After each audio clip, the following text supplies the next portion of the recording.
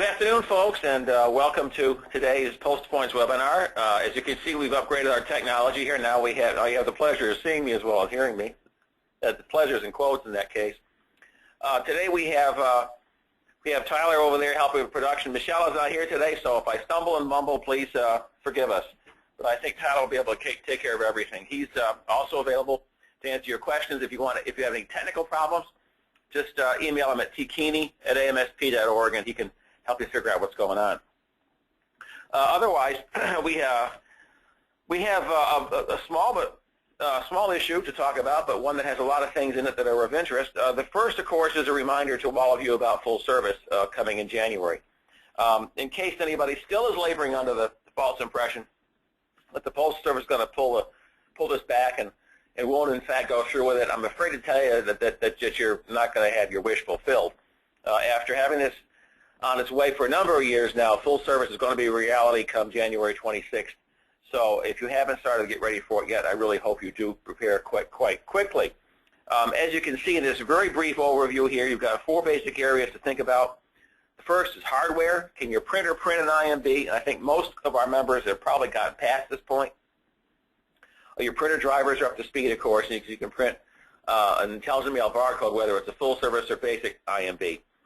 The same would be true probably for the software that helps to operate your system, that tracks all the information you have to have for the documentation, and then it enables that system to work with other things you may have in your production environment. Then getting into things that are a little bit more tricky, you have data management. Obviously, this is a very data-driven concept. The full service intelligent mail barcode is just the shiny front end for all the information that's behind it. And the full service IMB has a lot of information about not just who mailed it and where it's going, of course, the sortation information, but it also has information about the sender, the nature of the mail piece, the level of service, and so forth. So all this data behind that barcode has to be managed effectively. And then the fourth thing, the production control, is where you have to be probably the most attentive to detail.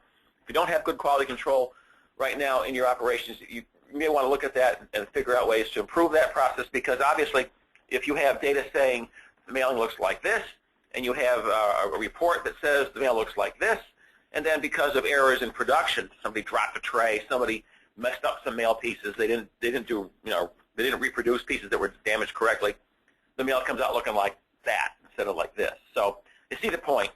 There's going to be a period of time through the summer of next year during which the Postal Service will work with customers to figure out what their error rates are, where the problems are, so that if and when penalty phases are implemented next year, customers will have had 6 months to work through issues that may cause them a problem. But again, the point is, as when this was issued, it was 82 days, and now we're, what, a week beyond that, 8 days beyond that. So we're not that far away from the date on which full service IMB is going to be required for automation rates. So please don't wake up on the 27th and wonder why the Postal Service has rejected your non-full service mail for automation rates. Okay, the next issue, the next topic, I should say, in the issue is on page 2, and gives you some statistical background about why the Postal Service believes it deserves an exigent rate increase. I hope you all realize now we have 2 rate cases going on. One is the CPI case, and one is the parallel exigent case, which together will give the Postal Service the total rate increase it's looking for of over 5%. So this page right here has a couple of charts that were extracted from a worksheet submitted by the Postal Service, and it gives you some numbers to explain the hit the Postal Service took.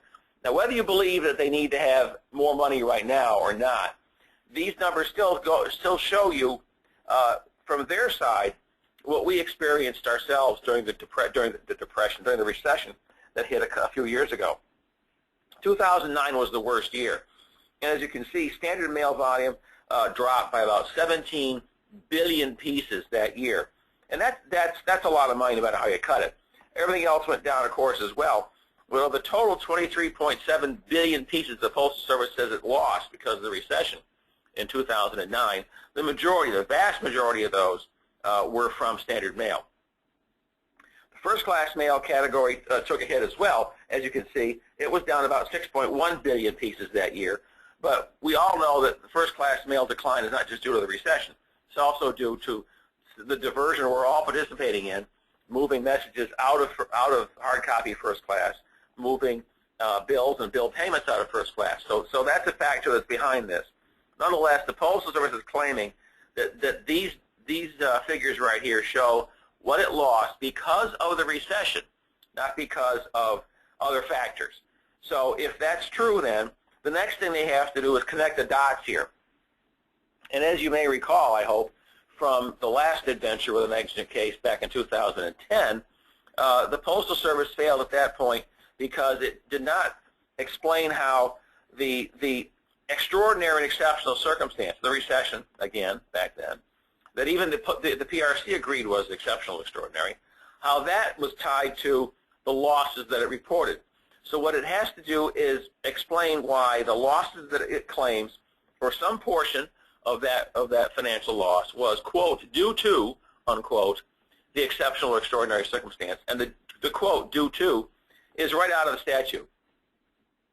And that was something which was very much of interest to both the PRC and subsequently to the federal court when the last case was reviewed. As you remember, the PRC turned it down because they didn't connect the dots.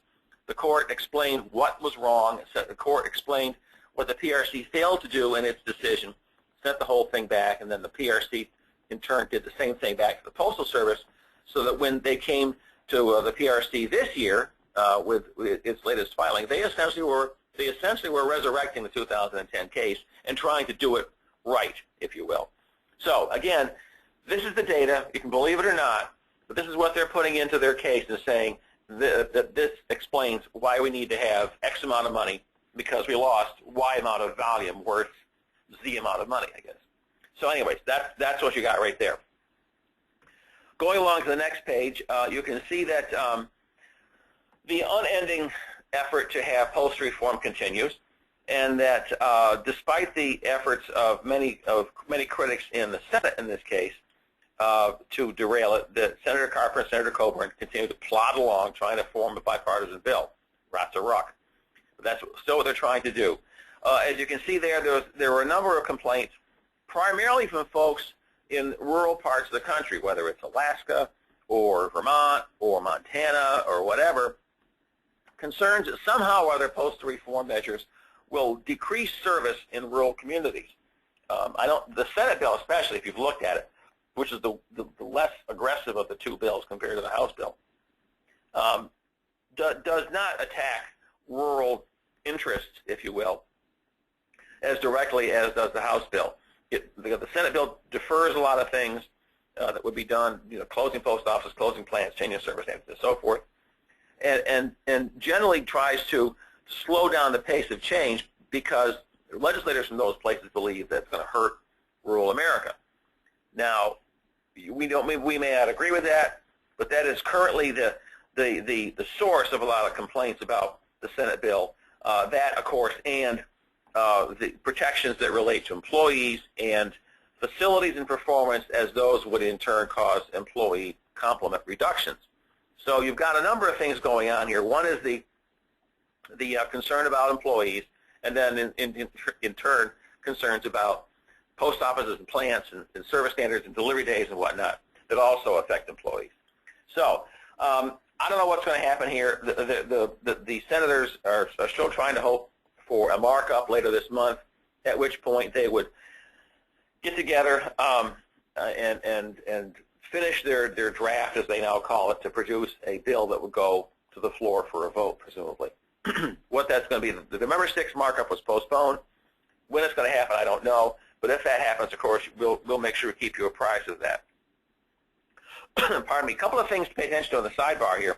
The first thing is that if you go to the URL that I pointed out there, the Postal Service has a draft of what it calls its flat strategy, now posted on RIBS, and it's soliciting input from the industry on that. So if you have a mind to read this 48-page document with lots of pictures, take a look at it and figure out whether it makes sense to you, whether it's well written, whether it's logical, whether it gets the flash processing improved or not, and send in your comments if you're so inclined to the address that's shown there at the Postal Service. The other thing is a question I've gotten from some folks about what the timeline is for the rate case. The Postal Regulatory Commission has said that it would move the schedule for its CPI case back by 16 days because of the 16 days that the government was closed. So now the 90-day clock that affects the case is pushed back that far. So I believe the 26th of November now is when the clock would be out for that. Let me get my months wrong. Of December, so they have to have an answer back in 90 days. And for that, the same thing would hold true for the exigent case, but that one, of course, does not have the same simplicity as the CPI case. So the presiding officer there, Ruth Galway, the chairman of the commission, has not said when she would be targeting an end to that case. She wants to say it's going to be as soon as possible, but didn't say what that date would be. The next page, we talk about a couple of things. One is the letter from Senator Collins, Susan Collins, of course, who was a major author of the 2006 Postal Reform Bill, and she's telling the PRC that, in her opinion, the law that she wrote does not allow for any recovery by the Postal Service of revenue loss because of diversion. As she says, and I think as she says correctly, diversion was not one of those things that snuck up on you over the weekend. It was coming for a while. The Postal Service saw it coming, and to that extent, it is not an extraordinary or exceptional circumstance that would merit compensation through the exigency provisions of the Postal Reform Law. What she does not say is that the recession was not extraordinary or exceptional, because, of course, the PRC already decided that back in 2006, late 2006. So she's just focusing now on any aspect of the current case, the current exigent case, in which the Postal Service may try to, one way or the other, get in some kind of compensation for diversion, because, as you said, that didn't just happen. The next page is frankly, just me reacting to something absolutely silly, and that is the withdrawal, if you will, of a new stamp issue. This one is the Let's Move, so the Just Move stamps. They were taken out of service. They were not released, and they're still sitting in a factory in New York State, because some of the people on one of the White House commissions, I think it was the President's Council on Fitness and Sports and so forth, looked at the stamps and saw that 3 of the children, and I think they're all toward there's one on the bottom center, a cannonball, that was not safe, and another kid was doing a headstand without a helmet on. I don't know why you're supposed to do that. And the third kid, someplace here, was on the one to the left center, was on a skateboard without elbow pads. So apparently what we have here is one of those things saying that, gee, you know, poor kids are going to be influenced by what they see on stamps, which is the first premise I don't buy. The second saying that all these poor little darlings have to be bubble wrapped and protected from injury. Somehow or other, most of you out there listening, and all of us managed to grow up without being this insulated from physical harm, and somehow we're all still here. But anyway, I digress. I just thought that was such a stupid thing to do that I had to make a comment on it, so forgive me for my self-indulgence. I've got a question here. Excuse me. Will the Postal Service implement the statutory rate increase on January 26th and wait for the PRC to respond to the exigency case? Is the USPS expected to delay the January 26th price increase if the PRC is not ready? That's a good question. There is almost no doubt that the CPI case will be approved, unless, as we talked before, unless there's something mathematically or legally wrong with it, it's going to go through. The PRC just checks the numbers. So that should be ready to go in time for implementation in January. I don't know what's going to happen about the exigent case, particularly the fact you've got debate going on about what their right amount is and so forth. I would think that if given the fact they need to have money, the Postal Service would go forward on January 26th with whatever it's got. And if that's the case, and it has only one case back, the CPI case, then I don't know why they would hold off not generating even the 1.6% increase that would give them. They're probably hoping, and I think for ease of mailing's sake, we're hoping too, that if there's going to be a decision in support of the exigent case, that at least that doesn't get done 2 days later or a week later, because that's just going to make life more difficult for us. So I guess the answer is I don't know if they would delay to have them both go together. I don't see any reason why they would. other than just to make their life easier. But there's a lot of revenue involved here, and they're in not great shape revenue-wise. So I would think that they would implement the CPI case if they get it, and then do the other case as soon as they can thereafter. Okay, let's see. What else we got here? The next thing, a couple of things here on the next page. The first is, again, a little bit of a reflection on the fact the Postal Service, that always should promote hard copy mail, has decided to send out its magazine, Mail Pro, electronically. And they have this whole thing that I copied over for you, talking about how, life has changed, the world's changed now, and therefore they're going to go along with it and send it out. But the question I have, for them is, wait a minute. Are you saying that first class mail that you're not even paying for because you're the Postal Service, that's too slow to get your magazine out? And if that's what you're telling us, then tell us again why we need to use hard copy mail. So whether anybody in headquarters is going to read that and reflect or not, I don't know. But I think it's a valid question, and it's one that certainly is an embarrassment, I think, to the industry when the Postal Service decides to go and send one of its publications out not through its own service. The next article, of course, is something that I got permission from Dead Tree Edition to run, and it just gives you an idea of how an outsider is looking at the Postal Service and saying, this isn't a real business. This is not, and that their business model does not fool anybody. It's not a business, and the way that it's run and operated, it reveals that. Whether you agree or not, these are some interesting little points. And subsequent to this, the same website came out with, I think, 17 reasons why the Postal Service is not a business, and just added to the list of things that really are oxymorons when you talk about the Postal Service being run in a business-like manner. You can't do both, and I'll expand upon that in the next issue. Next page, we've got a little overview of things going beyond the numbers for the CPI case. The biggest thing, of course, is the 9 promotions that are coming out starting next year. The Postal Service has been appropriately scolded in the past for not letting people know in due time about what the promotions are that's going to have, so that people can plan to take advantage of them. This may not be the most the best example of how they can give you advance notice, but it is at least advance notice. They're telling you right now in this filing what all next year's incentives are going to be. And as you can see, there's something for everybody going all the way through the year, way up into the end of the year when you've got a mobile commerce promotion for Christmas 2014. If any of you see opportunities in this, particularly those of you who are more savvy about integrating hard copy and different technologies, then go for it. It's a chance for you to get out there and make a competitive difference between yourself and others, particularly non-member companies, and then promote the use of the mail, of course, which helps you and helps the Postal Service, and try to get some business because of these incentives that are being offered. The other thing is next year there's going to be a full service. There's going to be flat sequencing system prices. The Postal Service has had problems for a long time getting mail, getting its head around what it wants to do with the FSS machines, where it wants to put them, and how to get volume out of them, and how mail should be prepared to lower costs. So what it's done finally in this case is offered some discounts, or some rate categories, I should say, with some teeny little discounts in standard and periodicals and in bound printed matter that would begin to nudge mailers in the direction of preparing mail in a way that reduces postal handling and that gets mail to the FSS machines in a way that enables the most optimal preparation. I suspect this is something which right now is going to be a let's see how it works issue.